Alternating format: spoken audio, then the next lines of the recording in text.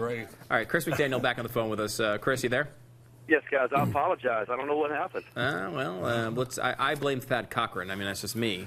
Or the NSA. Could possibly be the NSA. So so it looks like. Can you kind of walk us through this process, because I don't understand it at all. And is there, I mean, sure. I know you're somewhat hampered by the fact that you're the one actually doing it. But is there a chance here that you can succeed in this, or is this one of these sort of Hail Marys? Sure, no, there's a great chance. We're looking at this objectively right now. I asked my attorneys to look at this from a legal standpoint, not a political standpoint, and try to understand what our real chances are. And we think we have outstanding chances. And, of course, you guys know the background story. They had, we believe, more than 40,000 Democrats spilled over into the Republican primary on June the 24th. But in so doing, many of those Democrats were just ineligible voters because they participated in the Democratic primary on June the 3rd. We think there probably are at least 3,000 to 4,000 of those that are going to be found eventually.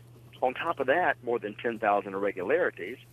And then complicating matters are the fact that 19,000 absentee ballots were also filed, and we think we'll find thousands of those that are problematic. And you put those numbers together and shake them up, particularly with the allegations of criminal wrongdoing, and it becomes pretty clear that we think our chances are outstanding when we file this. You wound up losing by, was it 6,000 or 6,300 votes or something like that? A little more than 7,000 after everything was counted, but that's what makes all of this so unusual. Take, for example, Fayette County. This is Senator Cochran's home county. There were 1,000 more votes reported from that county than people who signed the poll books that day. On top of that, we have the seals that were broken there at the precinct level at the ballot boxes. So you've got all of these possibilities out there that exist that can nullify literally thousands of votes. And that's what we've been researching over the past 6 weeks, and we found ample evidence to make real inroads here. Because, I mean, there's a couple different things. The law is, there's certain parts of the law that say that, okay, you can't go vote in a Republican primary if you intend to vote for the Democrat. And while we absolutely 100% know if that law was enforced, you win. But it's not even. I mean, it's almost not even a real law because you can't enforce it. You can't say what someone's intent was. They can just lie about it. But it's different. It's a different case though when you're talking about someone who actually voted in the primary and then came back to vote again in the opposite primary, which is illegal and should be easily documented. That's the easiest part to show right there. You can do it empirically, looking at the documents and the evidence given to you. Now, on the first issue, you're right. There are two different statutes in play here. The first one deals with the actual crossovers, which are ineligible, and that's very easy to prove. The second one deals with intent. Well, you're going to be surprised at how many people are actually admitting that they had no intention whatsoever to support Republicans in the general election in November. They had no intention to support Pat Cochran in November. And so those numbers are also going to come into play because our law speaks directly to that issue. And if it's not your intention to support the nominee, then you should not be voting in that primary. So you've got two different laws at play here, and each of those are going to create a lot of numbers.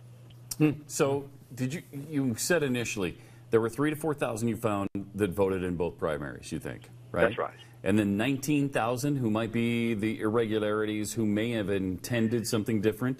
Well, probably closer to about 10,000 irregularities. And then on top of that, out of the 19,000 absentee ballots that were filed or presented, you're going to have probably 2,000 to 3,000 to 4,000 of those that are problematic because they lack documentation under our statutory scheme. So you're talking about thousands and thousands of possible votes that are going to be nullified. And that's one of the reasons our lawyers are very optimistic about the challenge. So how long is it going to take to sort all this out? It shouldn't take very long at all. The first filing is with the Republican Executive Committee for the state of Mississippi, and we think this is a great opportunity for the Republicans of this state who always talk about transparency, who always talk about integrity, who always talk about efficiency, to show us that they're transparent, to show us that they're efficient, and to look at the evidence fairly and to actually take a good look at it and bring this party back together by doing the right thing. So that's the first step, filing with the Republican Executive Committee. If they refuse to accept the challenge, or for that matter, just deny it outright, then the second step naturally would be to go to a court of law. Wow. This is interesting. Where does this leave you, Chris? If, let's say, it did this, we obviously hope it does succeed. If it doesn't succeed, though, I mean, are you just going to be beaten up constantly, but from inside the party? I guess that's going to happen either way, though, right? Yeah, that's the thing. The people that were against me prior to the 24th are the ones who are against me now, and that's not changed very much. What we do know is that they had to appeal through the worst possible tactics, the most unethical tactics in Mississippi's election history. They appealed to race baiting. They appealed to growing government. They abandoned the Republican platform on the weeks leading up to the 24th, and they ran a despicable campaign. So as to that element of the party, I could care less if they're angry or not. What matters now is the integrity of our elections process, but likewise the integrity of the Republican primary process, because on the evening of the 24th, more than 40,000 Democrats spilled over into it and selected the Republican nominee for the state of Mississippi for the U.S. Senate. I don't care who you are, that's improper, and there's no way they can defend their actions. So that's incredible. If they need to criticize me, that's fine. Now, it's August 4th, and you've got a general election to worry about, too. So this thing has to wrap up pretty quickly in order to get into the campaign and take on the Democrat, right? That's right. We'll be asking the committee and the courts, if it goes that far, to expedite the process, because naturally people need to be focused on the November election. And so we'd like to get this wrapped up in the month of August if possible. Are people pestering you, asking you if it comes down to it is Thad Cochran as the candidate, will you endorse him, will you back him? I got to be honest with you, Chris, with the way he's handled this, I have a real tough time, even if he is the victor here and is the candidate, wishing any good things for him in the election. That's because for sure. I don't, Republican or Democrat, I don't want a guy with that character in office. No, that's fair. That's fair. Your reluctance is fair. And I haven't gotten that far yet in the process because I've been focused so heavily on this challenge. But the way he conducted his campaign, the way Henry Barber and the Barbers helped him conduct that campaign is absolutely, without question, the most despicable thing that most of us have heard of. They betrayed conservatives. They left us. They left Republicans. They betrayed the Republican Party platform to do what they did. Yeah. It's inexcusable. And anyone in this party who would race bait, anyone in this party who would use race to gain an advantage, we should second-guess their involvement in this party, frankly. I'm not a fan of race baiting, and they know better, but they were so desperate because they knew we were up in the polls between 8 and 12 points, they were willing to sacrifice every principle we hold dear to win that race. And those types of tactics, they're just not welcome in this party.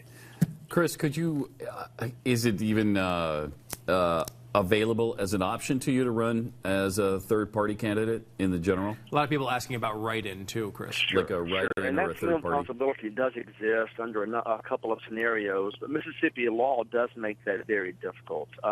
For example, if I wanted to run as an independent, the way we read the law right now, it indicates that I would have had to qualify as an independent back in March or back prior to the qualification deadline.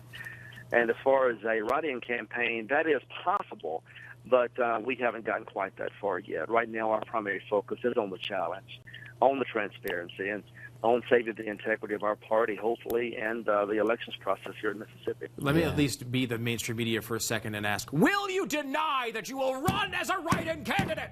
That's what I'm supposed to do, right? I'm not going to deny anything at this point. Good. Keep in mind Lisa Murkowski in Alaska. I mean, it can happen. It's unlikely. It's very difficult, but she pulled it off. And it's funny, too, because the same people who will be telling you, you should never go against the actual nominee, were the same people cheering on Lisa Murkowski when they didn't like the Republican nominee. Yep. Sure. So. There's an awful lot of double standards I've noticed from other politics, and that's one of them. You can't help but notice that. All right. Well, Chris, good luck on this. We sure hope you win this. Sure hope there's a good outcome for you. Yeah, keep us up to date, Chris, will you?